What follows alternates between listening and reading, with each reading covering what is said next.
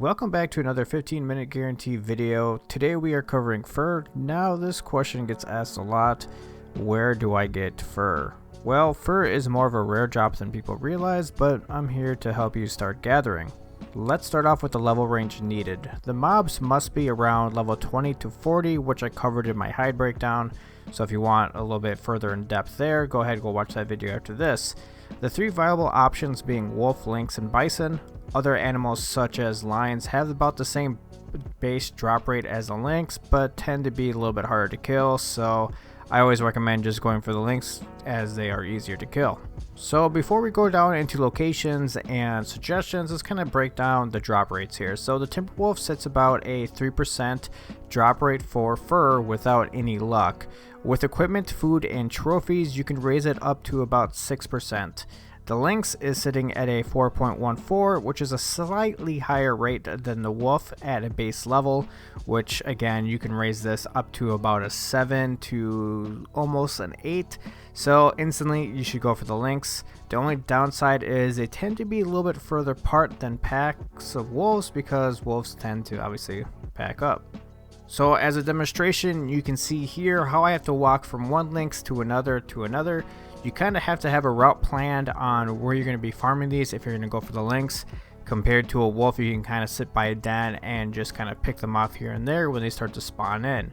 So then we have to talk about the bison. Overall, for infused fur, thick fur, bison is going to be the best option. It has the highest drop rate of the fur. Granted, the downside is it doesn't have the plain fur because you can't find any bison that are between the level 20 and 40. In Windsward, you're looking at about like 14 to 15, and then like Morningdale, you're looking at, I think it was like 41, 42, and then like Reekwater, you're looking at 60. So that's the downside, but bison is sitting at like a 10.7% drop rate, and you can raise it up to about 16% with luck bonuses.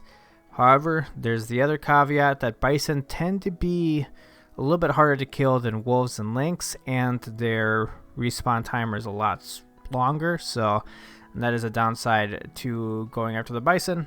Again, bison you're going to be going after for endgame mostly.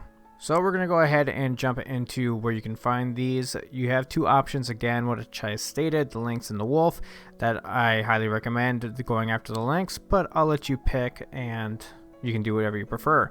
So the first option here is going to be Weaver's Fen and the north side, kind of like right underneath Eden Grove.